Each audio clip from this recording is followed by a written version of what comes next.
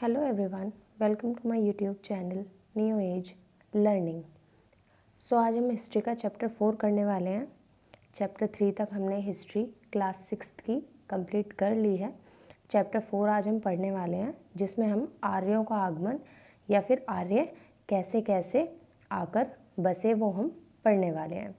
तो चैप्टर 4 पे आगे बढ़ने से पहले हम एक क्विक रिवीजन ले लेंगे चैप्टर 3 का, जिसमें हमने इंडस वैली सिविलाइजेशन को पढ़ा, उसकी क्या विशेषताएं थी वो पढ़ा, कैसी संस्कृति थी, समाज कैसा था, कैसे लोगों का वहाँ रहना सहना था, कैसी जीवन शैली थी, इस चीज़ के बारे में हमने पढ़ा था।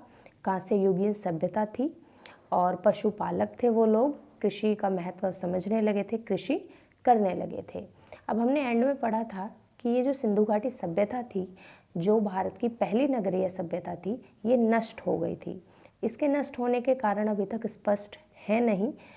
आग से भी हो सकती है, ये ऐसा हुआ हो कि आग लगी हो उससे नष्ट हो गई हो, या दब के नष्ट हो गई हो, बट ओवरऑल ये नष्ट हो गई थी। उसके बाद जब ये सभ्यता नष्ट हो गई तो उसके कुछ समय बाद जैसे जैसे समय बीता तो नदियों के किनारे लोगों ने रहना दोबारा से शुरू कर दिया और फिर दोबारा से वहाँ पर लोग रहने लगे। अब जब ये लोग यहाँ पर रहते थे तो उसके कुछ समय बाद यहाँ पर आर्य आए। किसका आगमन हुआ? आर्यों का। आर्य कौन थे? आर्य शब्द का जो अर्थ होता है वो होता है श्रेष्ठ और उत्तम। जो हमने सिंधु घाटी सभ्यता में पढ़ा था वो हमने 2500 ईसा पूर्व से 1500 ईसा पूर्व तक के समय की जीवन शैली के बारे में पढ़ा था कि लोग कैसे रहते थे, क्या खाते थे, कैसे अपना जीवन चलाते थे।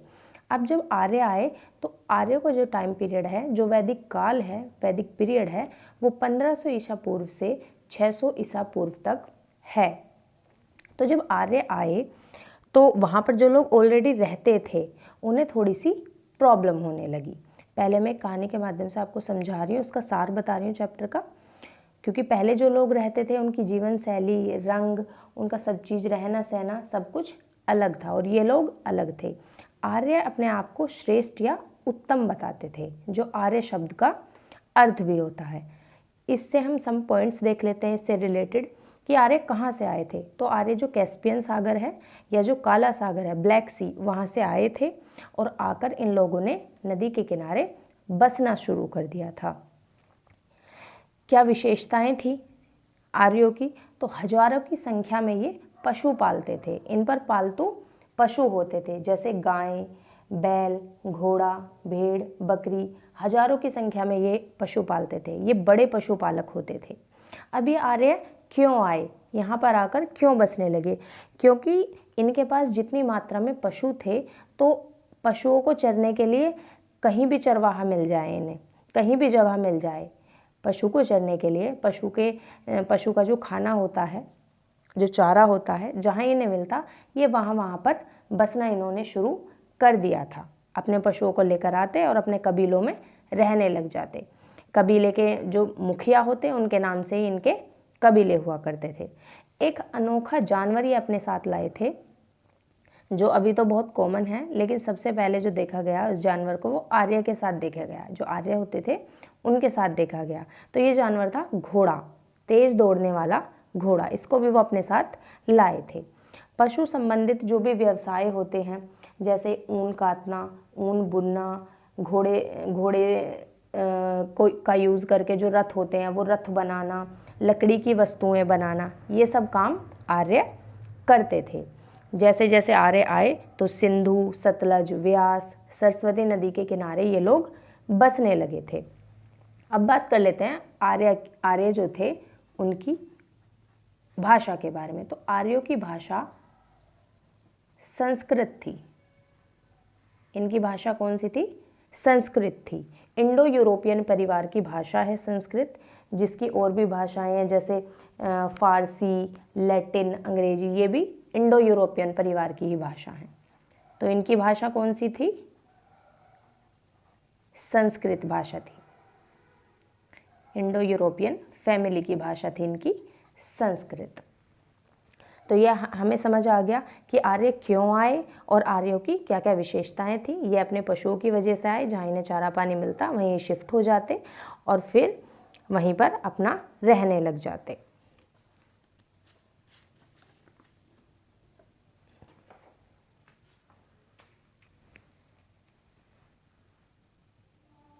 अब बात कर लेते हैं आर्य के जो जन हैं उनके बारे में। आर्य के जन जानने से पहले मैं बात करती हूँ कि जो लोग पहले से वहाँ रहते थे, जिस क्षेत्र में आर्य आकर अब बसने लगे थे, वहाँ पर कुछ लोग पहले से भी तो रहते होंगे, तो उन लोगों को, उन किसानों को ये लोग पणी कहते थे। आर्य इन लोगों को क्या कहते थे? पणी कहते थे। मतलब जो गांव में ऑलरेडी किसान रहते थे उनको ये लोग पणी बुलाते थे, पणी कहते थे। ये इनको दस्यु कहते थे, नौकर कहते थे। अब बात कर लेते हैं आर्यों के जन के बारे में। दो महत्वपूर्ण जन हैं जिनका उल्लेख हमें वैदिक साहित्य से भी मिलता है। एक तो पुरुजन है और एक अनुजन है। अब ये जन होते क्या हैं? सबसे पहले आर्यों के छोटे छोटे परिवार होते थे। परिवार, एक परिवार, दूसरा परिवार, तीसरा परिवार। उन परिवारों से मिलके कोई एक पर्टिकुलर गोत्र बनता था।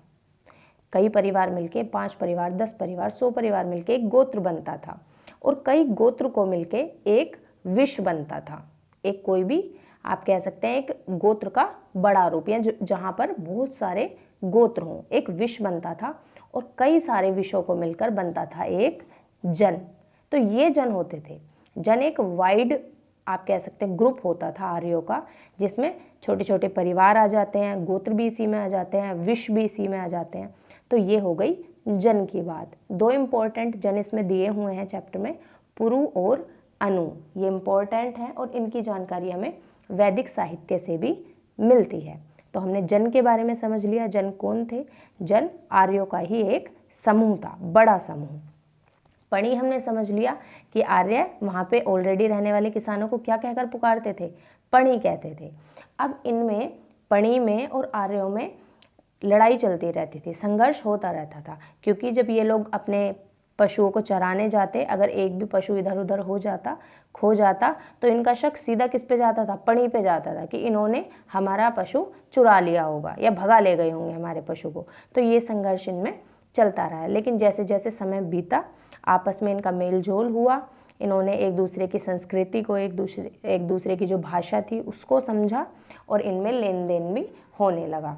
जैसे पणी जो थे किसान, वो गेहूँ उगाते थे, तो आर्यों को ये गेहूँ दे देते थे। और आर्यों के पास घी, दूध, छाछ, फल, सब्जी, इन चीज़ों की भरमार रहती थी, तो वो इन्हें ये दे देते थे। तो धीरे धीरे इनमें एडजस्टमेंट होने लगा और दोनों मिलकर रहने लगे। अब बात कर लेते हैं सभा की। अब जब बहुत सारे लोग एक ग्रुप में रहते हैं, या एक जो सोसाइटी होती है, उसमें कभी ना कभी समस्याएं भी आती हैं, चाहे छोटी समस्या हो चाहे बड़ी समस्या हो। तो उसको सुलझाने के लिए भी तो कोई एक होनी चाहिए प्रोसेस कि किस हिसाब से, अगर किसी में कोई लड़ाई हो जाती है, कोई झगड़ा हो जाता है, तो उसे सुलझाएगा कौन? जैसे आजकल कोर्ट होते हैं, अलग अलग संस्थाएं हैं समस्या सुलझाने के लिए, तो उसी तरीके से उस समय सभाएं बैठती थी। सभा के बारे में पढ़ते हैं। सभा जो होती थी, अगर कोई भी समस्या हो जाती, चाहे तो आर्यों को चाहे पणी को आपस में संघर्ष हो जाते, तो उस समस्या को सुलझाने के लिए सभा बैठती थी। इसमें 2 तरीके के लोग बैठते थे। एक बैठते थे विश, और दूसरे होते थे राजन्य। विश जो होते थे, आपको पता ही है, विश जो हमने यहाँ पर पढ़ा, जो कई गोत्रों से मिलकर एक विश बनता था। तो विश में 70-80 नॉर्मल व्यक्ति होते थे, जो नॉर्मल व्यक्ति होते हैं वो होते थे।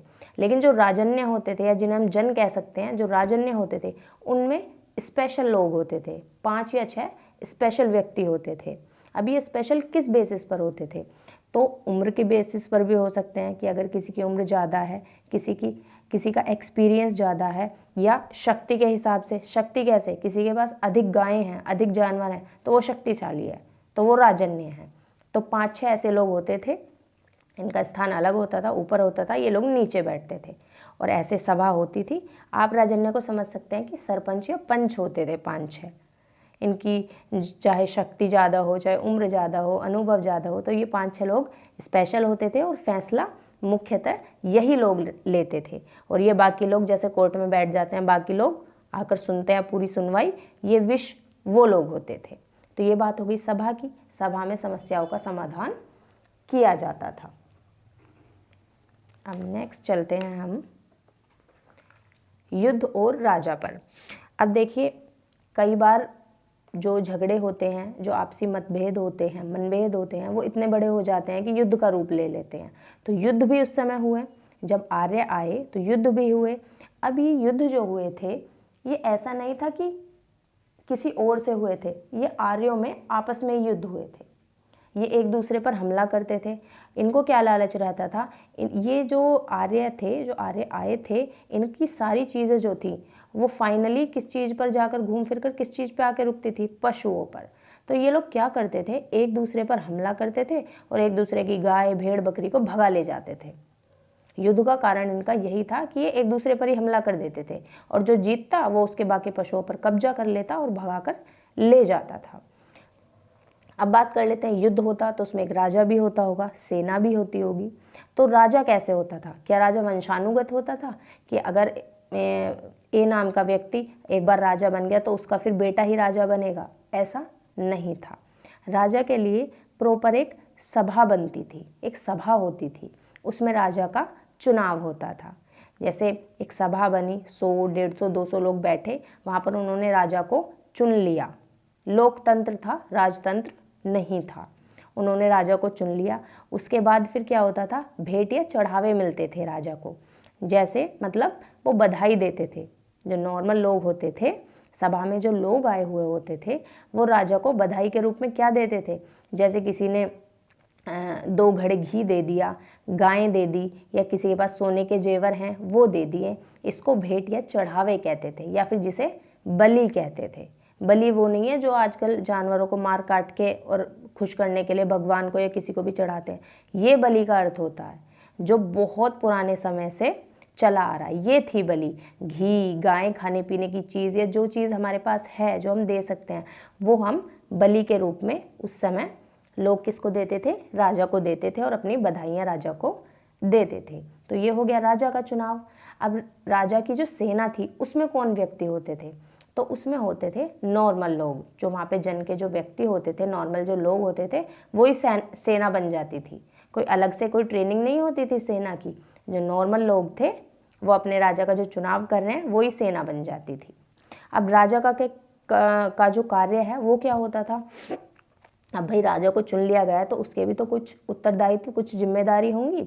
तो युद्ध में विजय दिलाना, युद्ध का सारा नेतृत्व होता था वो कौन करता था, राजा करता था। साथ ही जो उसके जन के जो लोग होते थे, जो उसकी सेना होती थी, उनकी कबीलों की रक्षा करता था। उनकी जो संपत्ति है, संपत्ति मतलब गाय भैंस, उनके पशु या जो भी वहाँ पर है उनका, उसकी सबकी सुरक्षा करना किसका उत्तरदायित्व होता था, राजा का। तो ये हो गए राजा के कार्य। हमने पढ़ लिया युद्ध किस कारण से हुए, राजा कैसे चुना जाता था, और सेना कैसे कैसे युद्ध लड़ती थी और क्या जीतते थे वो। ओवरऑल वो पशु ही जीत लेते थे, एक दूसरे से लड़के पशु ही भगा ले जाते थे।